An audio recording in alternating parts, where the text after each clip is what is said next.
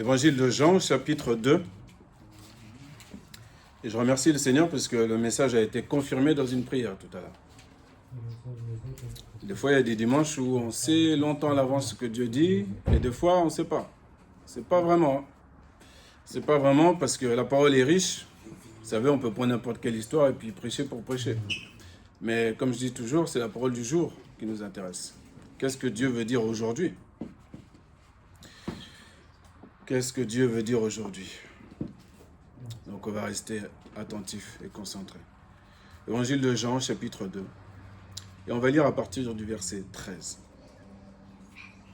Évangile de Jean, chapitre 2, à partir du verset 13. Et la Pâque des Juifs était proche. Et Jésus monta à Jérusalem. Et il trouva dans le temple les vendeurs de bœufs et de brebis et de colombes, et les changeurs qui y étaient assis. C'est quelque chose, on a parlé un peu vendredi de ça, de ce sujet-là. On a parlé de différentes choses, on s'est bien régalé, et on a parlé aussi de ça. Donc, Jésus monte au temple à Jérusalem, et qu'est-ce qu'il trouve dans ce temple-là? Il trouve des vendeurs de bœufs et de brebis et de colombes. Des changeurs qui étaient assis, puisqu'il y avait des gens qui venaient de Syrie, qui venaient de différents pays. Ils savaient que c'était à Jérusalem qu'il fallait adorer le vrai Dieu, contextuellement à l'époque. Donc, les gens venaient de partout, de Samarie, de Judée, ils venaient de partout. Et donc, leur monnaie, il fallait qu'ils la changent pour acheter les animaux, pour offrir un sacrifice. Donc, il y a des vendeurs. Quand on fait du commerce, on est opportuniste. Il faut qu'on sache où je dois me placer. En fonction d'où je me place, je me ferai une certaine somme d'argent. D'accord? Là, je ne vous apprends rien. On pourrait se dire que le temple va être exempté de tout ça quand même. Et nous, on ne se rend pas compte. Même si on fait tous nos efforts, on ne se rend pas compte de l'importance de ce bâtiment à l'époque. Je pense que s'il y était encore aujourd'hui, encore debout, nous-mêmes chrétiens, nous-mêmes marchant par l'Esprit de Christ, si nous étions sur place, on aurait une certaine révérence, non pas pour la pierre, je parle, mais en un instant, on aurait l'histoire. Tu visiterais cet endroit, c'est pas comme si tu visites la Tour Eiffel, ça n'a rien à voir. On aurait un certain respect, non pas une idolâtrie envers de la pierre, ça je précise bien, c'est très important, mais le lieu, en un instant, celui qui aime la parole en tout cas, en un instant il voit toute la vie de Jésus, tout ce qu'il a fait, etc. dans ce lieu. Et l'importance de ce lieu. Alors celui qui lit l'Ancien Testament par rapport à la construction du temple, alors lui, il a encore une plus grande conscience de l'importance de ce lieu. Mais au fil du temps, tout petit peu de temps, se trouvent dans le temple des choses qui n'ont rien à faire là. Depuis quand le temple doit être un lieu de commerce?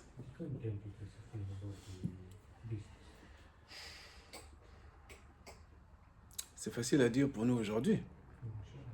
Ce n'était pas à l'époque. Peut-être que plusieurs d'entre nous auraient eu la même idée. Parce que les fins de mois sont difficiles. Donc on réfléchit. Quand les fins de mois sont difficiles, l'être humain il réfléchit. Il réfléchit. Comme jamais il avait réfléchi. Et c'est bien. C'est pas mauvais. Mais après, il faut faire attention dans qu'est-ce que je fais en fonction de ma réflexion. C'est là que sont les pièges. Et je pense que chacun d'entre nous, nous y sommes déjà tombés dans ces pièges-là.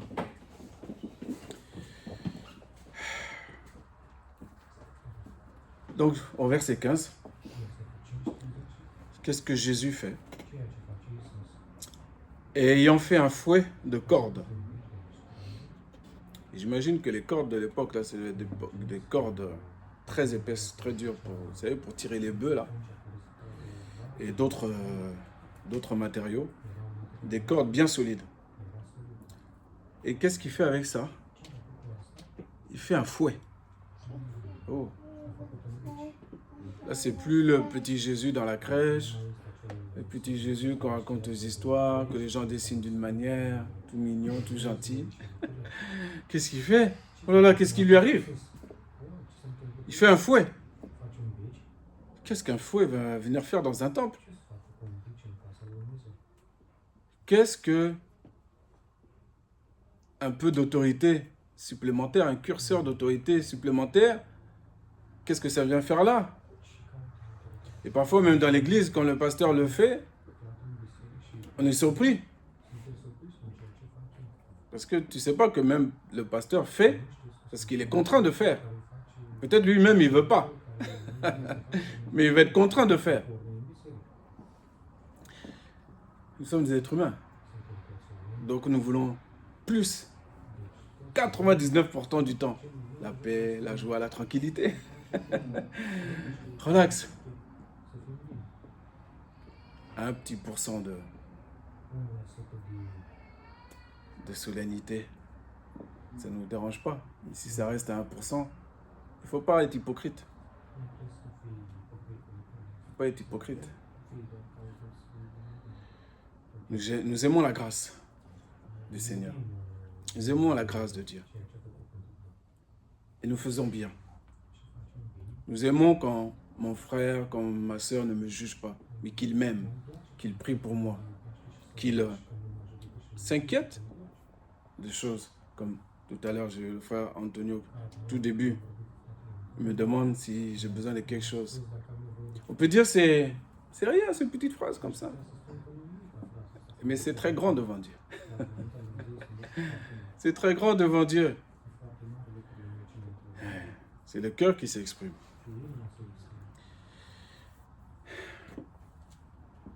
Et à un moment donné, tout comme bon père de famille,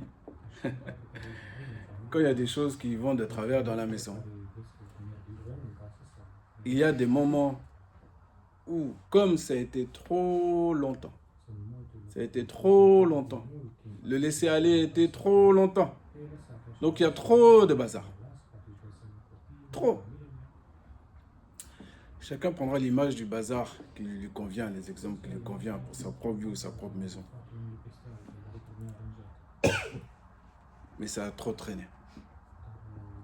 Donc maintenant, la manière de réagir, ça ne peut plus être avec une petite comptine.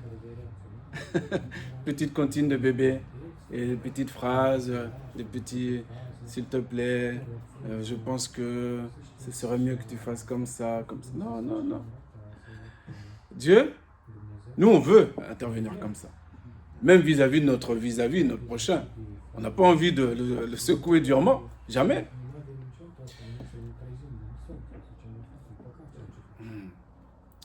Et Jésus était obligé.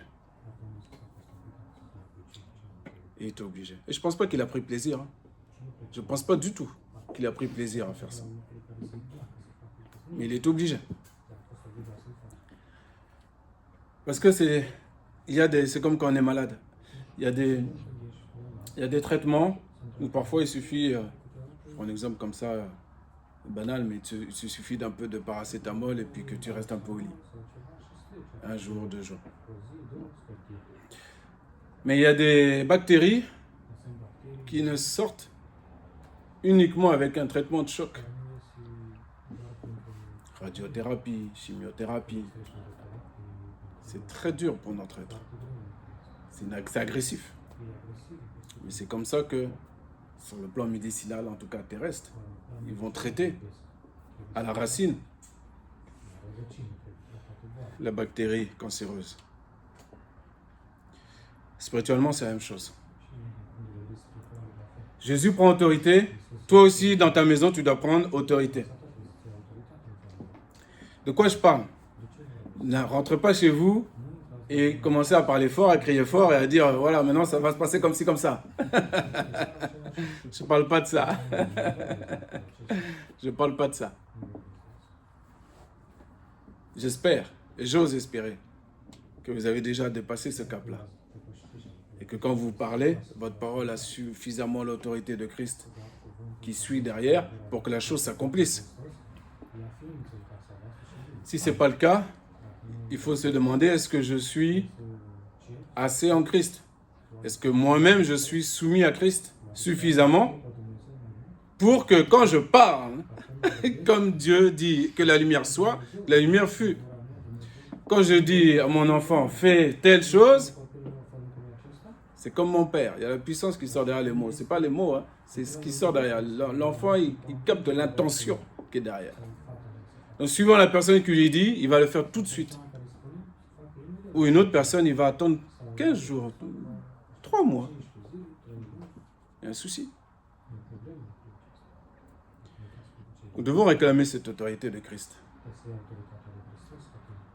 Là, je sors des maisons. Je parle du temple, puisque on est en train de parler du temple. Le temple, c'est nous. Mon corps, c'est le temple du Saint-Esprit. La parole me dit. Donc, je ne peux pas faire ce que je veux. Je suis obligé, que je le veuille ou non, de toute façon, je vais m'en rendre compte à un moment donné. Je suis obligé de suivre le conseil de l'apôtre Paul, qui me dit d'être rempli de l'Esprit de Dieu.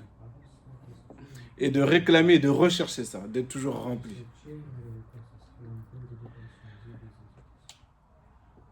Parce qu'à un moment donné, je vais marcher par ma chair. Même si je ne veux pas, c'est ma chair qui va prendre le dessus. Et quand la chair prend le dessus, c'est comme pour le temple à l'époque. Il y aura des vendeurs de bœufs, il y aura toutes choses qu'il n'y a pas à avoir, de commerce. Ton corps, tu ne peux pas l'amener n'importe où. La parole de Dieu nous dit que notre chair ne peut pas se soumettre. Elle ne peut même pas. Même si elle voudrait, elle ne peut pas. Elle est déjà corrompue. C'est pour ça que tu peux faire tous les efforts. Ceux qui ont, par exemple, des problématiques charnelles, de convoitise charnelle, ils voient un bout d'épaule, l'été va arriver, ils voient un bout d'épaule d'une femme qui marche dans la rue, ils sont déjà en sueur. Parce qu'ils n'ont pas traité.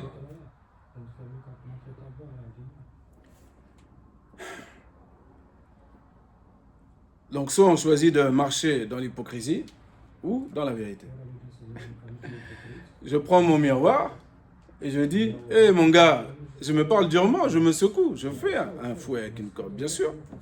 Je me parle pas gentiment, je me secoue, je me réveille. Faut dire, oh, qu'est-ce que tu fais là? Et je prie, et tu prends autorité. Tu demandes à Dieu cette autorité. Remplis-moi ton Esprit Saint. Parce que moi, je sais que sinon, je vais dans les flammes direct. Ah oui. Toi, tu vas dans les flammes? Ben oui. Ma chair est corrompue. Donc, c'est qu'une question de temps pour fauter. Une question de temps, on attend. Tant que tu n'es pas rempli de l'Esprit Saint, tu ne recherches pas ça, la force supérieure, tu vas fauter. Donc là, l'exemple que j'ai pris, il est, on pourrait dire basique, mais il y a d'autres choses. Il y en a, ils sont colériques. Toujours colériques. Toujours colériques. J'ai raison. J'ai raison. Comme j'ai raison, eh ben voilà. Oui, je hausse la voix, mais c'est parce que ceci, c'est parce que cela. Mais tu es en dehors des clous. Le royaume des cieux, c'est la maîtrise de soi. Les fruits de l'esprit, il y a la maîtrise de soi. Donc il faut, si tu sais que tu as ça, n'attends pas. Il ne faut pas attendre. Fais-toi un fouet. Va dans ta chambre, prie ton Dieu, prends autorité pour dire à cette colère de sortir d'ici. Tu as un clandestin chez toi. Et tu vas le laisser tranquille, il ne paye pas le loyer, il est chez toi, tranquille. Il faut le dégager. Il faut parler durement à tout ce qui ne doit pas être en soi. Il ne faut pas blaguer, il ne faut pas attendre non plus. Il ne faut pas attendre. Ça, c'est le piège. Vous le ferez ou vous ne le ferez pas. Mais tous ceux qui sont concernés, moi, je vous le conseille de le faire dès ce soir. Il ne faut pas attendre. Ah non, il ne faut pas attendre. Donc, là, on a cité 2 thèmes. Convoitise charnelle, impudicité, etc. J'ai parlé de la colère. Il y a d'autres choses encore. Il y a l'envie. Oh, la voiture de mon voisin. Oh, la voiture. Oh là là. Il a la chance, lui. Ah, lui, il a la chance. On voit qu'il a été béni, lui. Hein. Ah bon? Parce qu'il a une voiture, il est béni. Ah bon? Elle est belle, la vie. Ça, c'est signe de bénédiction. Ah, d'accord. Moi, je vais vous dire que... Je ne dis pas que ce n'est pas une bénédiction, hein, le matériel, attention. Mais je vais vous dire ce qui est véritablement une bénédiction. En lettres capitales, en gras. C'est Jésus-Christ en nous. Voilà. Après que je roule en 4L, bon, il faut que l'entretien soit bien fait. Que je roule en Mercedes SL 500, modèle choisi au hasard. Maybach. Ça change rien si j'ai pas Christ en moi.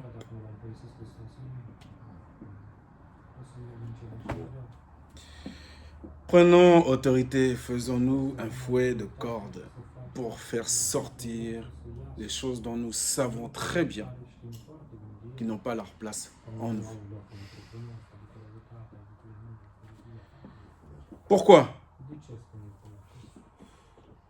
Juste pour la morale? Moi, je veux être un bon chrétien avec une bonne morale, payer mes impôts à l'heure, faire passer la petite dame au passage piéton, dire bonjour à mon voisin, ma voisine. C'est juste pour ça? Est-ce que c'est juste pour ça? Les païens sont déjà très gentils. Hein. Ceux qui ne croient pas en Dieu, il y en a, ils sont même plus sages avec leurs finances que nous. C'est la Bible qui le dit, hein, c'est pas moi. Mais là-dedans, il y a un mystère aussi. C'est parce que Dieu veut qu'on lui fasse confiance de manière complète et entière. Et donc, il connaît le rapport de l'être humain et l'argent. Donc, ses enfants, ses fils, il va faire en sorte qu'ils ont des difficultés dans ce domaine. Il va t'éprouver dans ce domaine. Celui qui va servir Dieu, il va l'éprouver dans le domaine de l'impudicité. Il va te tester. Il va voir si tu es ferme dans ton cœur. Parce que derrière ça, Dieu a prévu quelque chose pour toi. Mais avant ça, il faut prendre ton fouet et faire sortir tout ce qui n'a pas lieu d'être. Sans culpabilisation démesurée. Mais avec vérité, sincérité. Quand tu te regardes dans la glace, tu ne dis pas, non, tout va bien. Ça va. Il exagère un peu, le frère aujourd'hui.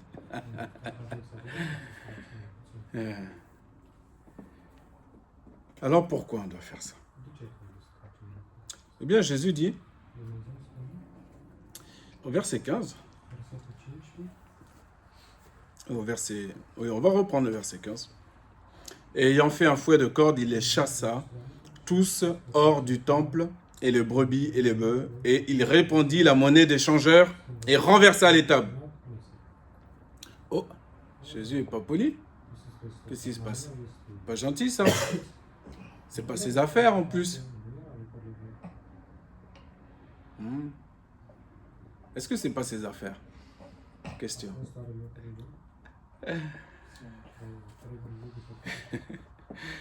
Question qui induit une réponse évidente. L'or et l'argent m'appartiennent. Si j'avais besoin, si j'avais faim et que j'avais besoin, dit la parole, je ne te demanderai pas. À tout ce qui a créé, c'est à Dieu. Et Jésus est Dieu. Et là où il met le pied, ça lui appartient. C'est pour ça qu'il te dit, toi aussi, là où tu mets ton pied, ça t'appartient.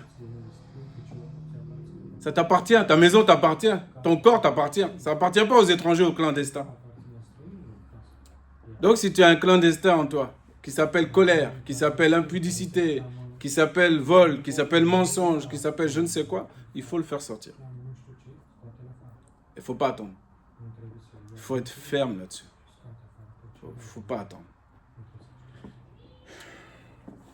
Cette autorité, cette énergie, tu vas la mettre dans la prière, dans la proclamation. Quand tu sors de ce temps-là, c'est les fruits de l'esprit. La paix, la joie, la bonté, la maîtrise de soi, la grande patience, etc. C'est dans la prière qu'on met l'énergie. C'est là que sont les batailles spirituelles. Et la prière, on en reparlera dans un autre message, mais il y a différentes manières de prier. Nous devons être de ceux qui prient pour que la chose se réalise. Donc je dois chercher à me connecter toujours à la volonté de Dieu. Je suis dans l'obligation de connaître de plus en plus mon Dieu, de plus en plus son cœur, pour savoir au fur et à mesure, naturellement, tu vas savoir ce que Dieu veut. Et donc, ta manière de prier, tu vas te rendre compte que parfois, tu ne priais pas comme il faut. Tu priais pour toi-même, ton propre nombril. Ça ne dépassait pas ton propre nombril. Tu n'avais pas encore la pensée de Dieu de dépasser ta propre personne. Et quand tu vas te caler à cette manière de penser de ton Dieu, tu seras comme Jésus. Jésus qui dit, je sais que tu m'exauces toujours, car je fais toujours ce qui t'est agréable. Et Jésus a voulu un instant sortir de la volonté de Dieu. Vous vous rappelez? C'est choquant. Hein? C'est choquant. Mais c'est pas comme nous. Hein? C'est pas comme nous. Lui, c'est à Gethsémani. Il a essayé d'entrevoir quand même une autre sortie que cette souffrance-là de la croix. Mais lui-même s'est censuré. Il s'est censuré lui-même. Pourquoi? Parce qu'il connaît son Père, il connaît son Dieu. Il dit non, pas ma volonté. Que ta volonté soit faite. Que ta volonté soit faite. On peut penser, on peut voir, on peut avoir des avis personnels sur plein de choses, vous savez. Même sur comment prêcher. Même sur comment diffuser l'évangile de telle ou telle manière, etc. Mais en fait, on connaît très peu de choses. Tant qu'on ne se connecte pas au cœur de Dieu pour savoir ce qu'il a à donner, on sait très peu de choses.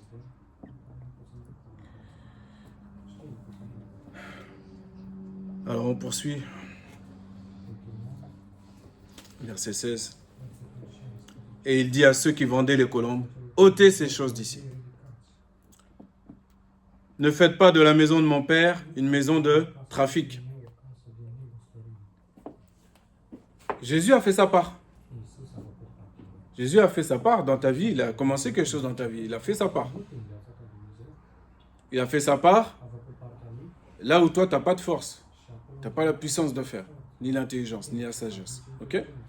Donc, il faut que Jésus intervienne.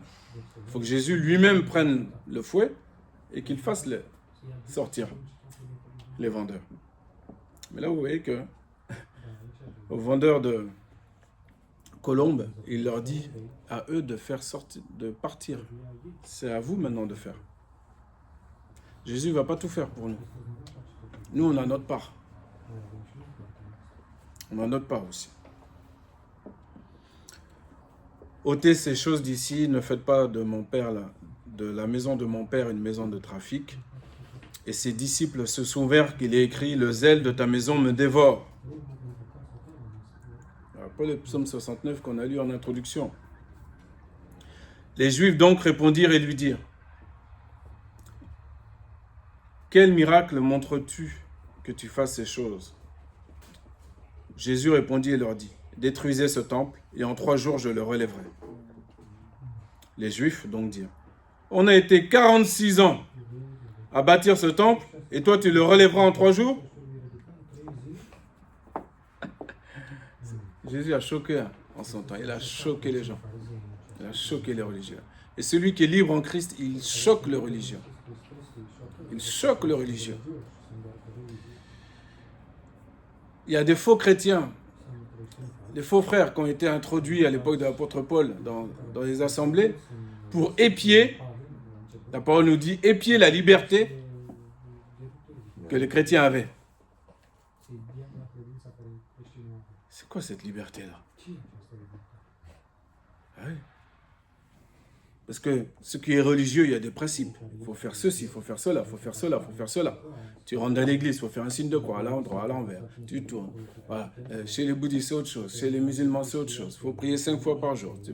Tu fais 4 fois, il y a un problème. Il faut que tu rattrapes. Tu fais Ramadan, tu rates un jour, hop, il faut que tu rattrapes. Il y a plein de techniques, plein de...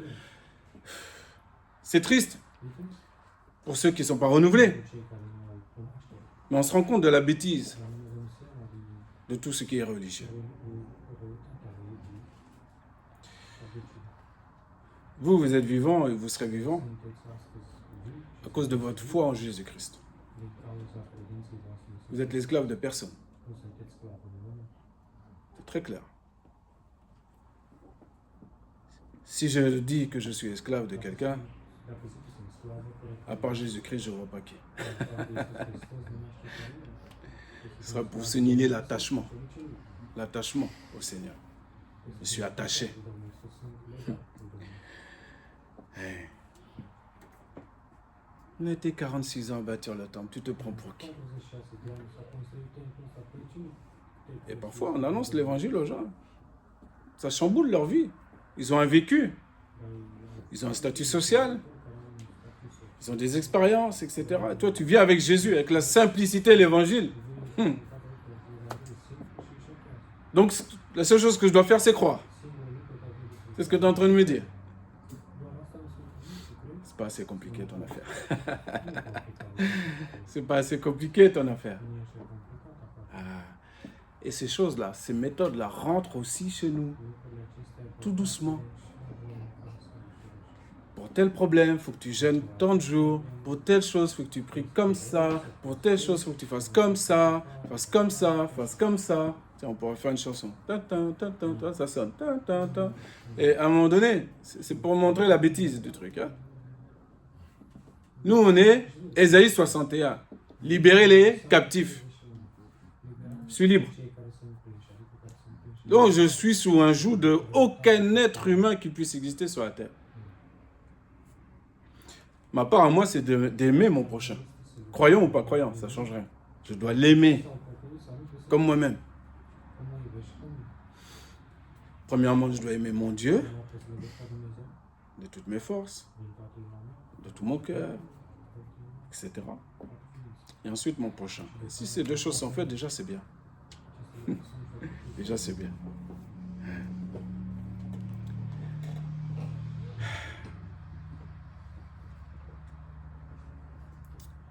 Mais lui parlait du temple de son corps, verset 21. Lors donc qu'il fut ressuscité d'entre les morts, ses disciples se souvinrent qu'il avait dit cela. Et ils crurent à l'écriture et à la parole que Jésus avait dite. Amen. Ce qu'il faut se souvenir ce matin, c'est que notre corps est le temple du Saint-Esprit. Réclamons toujours et encore plus d'être remplis de cet esprit.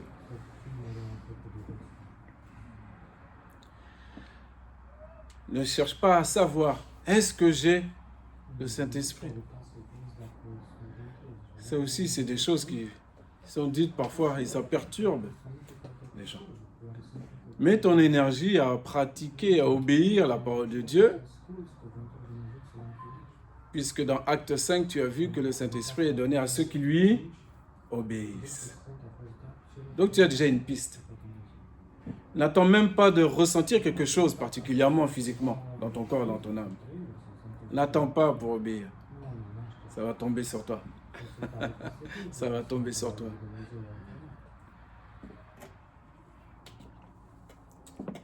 Vous avez vu qu'on a lu tout à l'heure que Jésus a soufflé sur les disciples.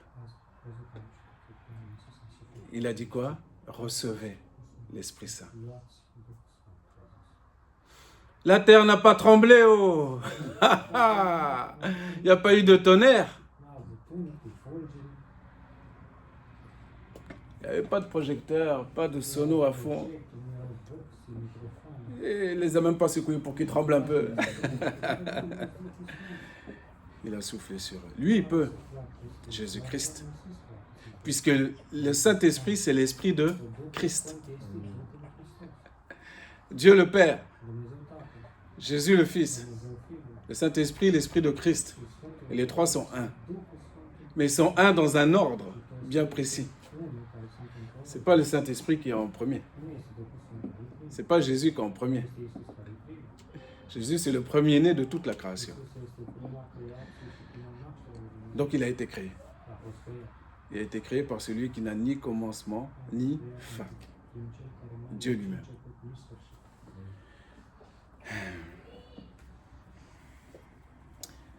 Mon corps est le temple du Saint-Esprit. Mon corps doit être le temple du Saint-Esprit. Mon corps sera le temple du Saint-Esprit. Voilà la prière d'autorité que tu dois avoir dans ta chambre si tu as un problème de colère, d'impudicité, de mensonge, de toutes sortes de choses que toi-même tu connais. Si tu laisses couler, si tu crois que ce n'est pas important, puisque tu es sauvé par la grâce, hein, un petit péché de temps en temps. Bon. Est-ce que vous savez que Jésus veut et Dieu lui-même, qu'on vive heureux sur cette terre, même si elle est corrompue? La joie du Seigneur, ce n'est pas seulement pour la Nouvelle Jérusalem. Il la veut qu'on l'ait maintenant. Il a une raison qui dépasse notre nombril. Et quand il te bénit, c'est pas pour toi. Ne dis pas ma voiture, non, non. Il te donne un outil pour les autres, pour tout le monde. Tu vas faire des tours à gauche, à droite, tu vas ramener des gens, tu vas prêter, tu vas dépasser ton nombril. Ah. Mais grâce à Dieu, je sais, et plusieurs ont déjà été éprouvés là-dedans, que beaucoup d'entre vous ont déjà dépassé ce niveau-là. Et c'est une grâce de Dieu.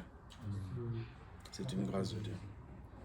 Maintenant, il y a des niveaux sur lesquels qui ne sont pas communiqués, que toi seul sais, que tu caches, soit parce que tu as honte, mais je parle de la bonne honte, je ne parle pas de la honte déréglée, parce que tu n'as pas envie de souiller ton prochain en lui en parlant. Bon, même si tu sais que c'est écrit dans la parole qu'on doit se confesser nos péchés les uns aux autres, il y a des choses, des fois c'est difficile pour l'homme de dire. Eh bien, prends un fouet. Prends autorité. Et redis à ton âme et aux clandestins qui sont en toi. Recite la parole de Dieu. Mon corps est le temple du Saint-Esprit. La colère n'a pas lieu d'être chez moi. Je la réfute au nom de Jésus. Ceux qui sont mariés, tu es marié à une femme. Si ça peut t'aider, pense aussi à... Tu es marié à un seul Seigneur. Tu ne vas pas faire à ta femme ce que tu... C'est comme si tu le faisais au Seigneur. Peut-être ça va t'aider un peu plus de solennité à ce niveau-là. Ceux qui sont colériques, réclamez la maîtrise de soi. Réclamez pas que les choses soient chez vous comme vous voulez. Ça ne marche pas. On a tous essayé. Surtout les hommes, je pense. Peut-être les femmes aussi, j'en sais rien. Mais il y a quelque chose en nous où on veut. Voilà, on est déterminé, on veut que ce soit comme ça, comme ça. Et des fois, on part avec de bonnes intentions, une bonne pensée. Mais est-ce que c'est la pensée de Dieu?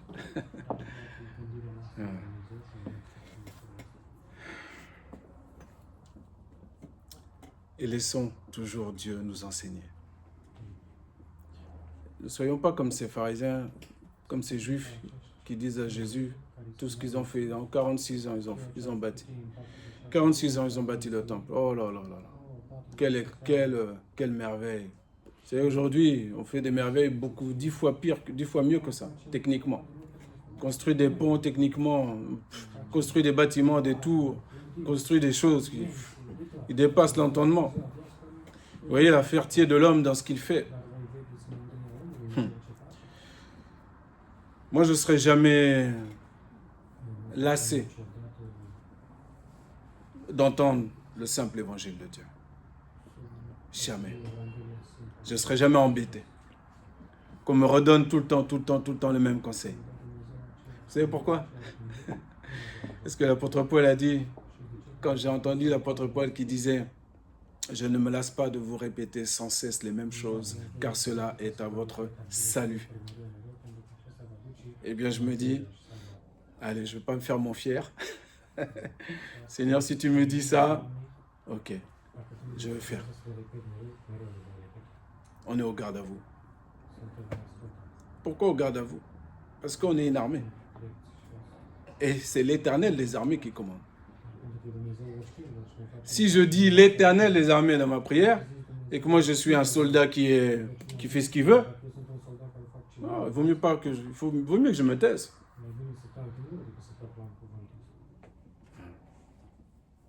Il vaut mieux que je me taise. Donc le Seigneur va nous donner des exercices pratiques tout petits. Tout à l'heure, il m'a dit de démarrer et de ne pas attendre. Vous vous rappelez? Mais je peux faire ce que je veux. C'est moi le pasteur, c'est moi. Eh oh.